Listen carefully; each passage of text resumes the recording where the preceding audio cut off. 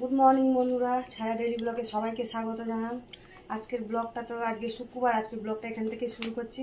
সকালে উঠে অনেক কাজকর্ম সেরে নিয়েছি। এই যে মেয়ে পড়তে বেরোবে, মেয়ের খাওয়া হয়ে গেছে। ভাবলাম যে এখন তো আমের সিজন, এই যে আম দিয়ে দুধ আর একটু দিয়ে বাদাম টাদাম দিয়ে একটু বরফ দিয়ে সেট করে দিয়েছি। মেয়ে এটা খেয়ে নেবে, কেন দুপুর হয়ে যাবে পড়ে আস্তে আস্তে।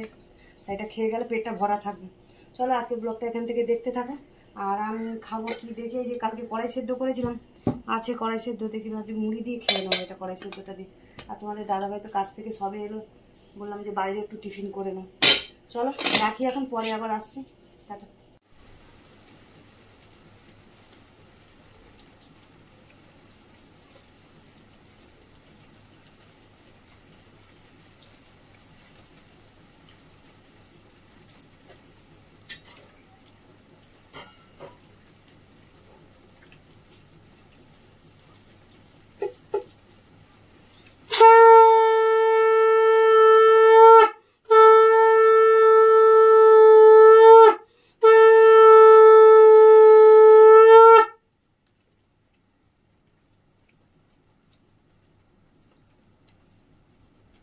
হ্যালো বন্ধুরা, এই দেখো টিফিন খেয়ে কাজকর্ম সেরে আর রান্নার জোগাড় করে রেখে দিয়ে আর চান করে পুজো করে নিলাম। এখন বৃষ্টিও এসে গেছে, যা গরম পড়েছে হঠাৎ দেখলাম বৃষ্টি এসে গেল মেঘ করে। চলো চান করে পুজো টুজো তো করে নিলাম, নিয়ে এবারে রান্নার দিকে যাবো। রান্না কিছুটা জোগাড় করে রেখে এসেছি। হ্যাঁ চলো রাখি এখন তাহলে। চলো বন্ধুরা, তো পুজো করে চলে এলাম আর রান্না তো জোগাড় করে রেখে গেছিলাম। এখানে যে ডাল সেদ্ধ করে টক ডাল করবো বলে আম আর ডাল সেদ্ধ করে রেখে গেছি। এবারে ফোড়ন দেবো আর এখানে শাক ভাজবো। হ্যাঁ, কলমি শাক ভাজা করবো। আর এখানে কড়া বসিয়ে দিয়েছি আর আলু সেদ্ধ, যে আলু সেদ্ধ হয়ে গেছে। ডালের সাথে টক ডালের সাথে আলু সেদ্ধ করবো, পেঁয়াজ লঙ্কা ভাজা দিয়ে। মানে চালও ভিজিয়ে রেখেছি, এটা বসিয়ে দিই এবারে। চল ওদিকে শাক ভাজাটা বসাই। দেখো কড়াই তেল দিয়ে দিয়েছি, তেল গরম হয়ে গেছে।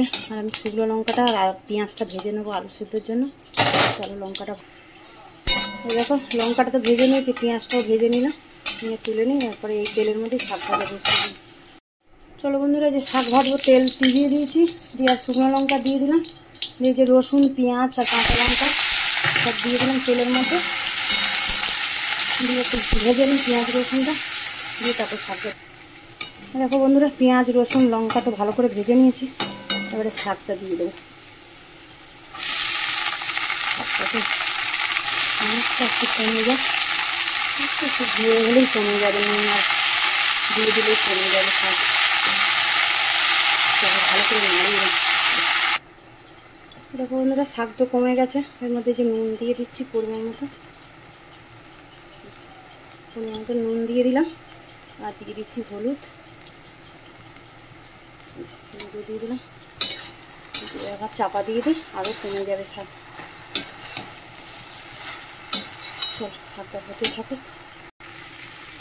চলো বন্ধুরা, এই দেখো শাক তো ভাজা হয়ে গেছে। শাক ভাজাটা না দিয়ে নিই, আর এদিকে ভাতও বসিয়ে দিয়েছি। চল শাক ভাজাটা না দিয়ে ডালটা ফোড়ন দেবো। চলো বন্ধুরা, এই তো ডাল ফোড়ন দেবো বলে তেলও গরম হয়ে গেছে। আর সর্ষে শুকনো লঙ্কা ফোড়নে দিয়ে দিই। ফোড়নটা ভাজা হয়ে গেছে, এবারে ডালটা দিয়ে দিই।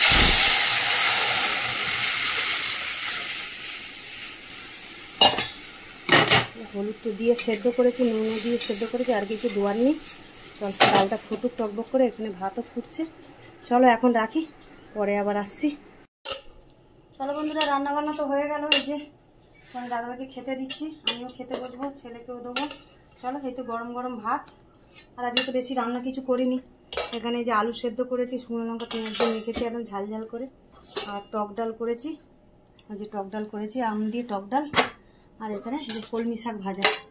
চলো আজকে দুপুরবেলা তো এই খাবো, এই রান্না।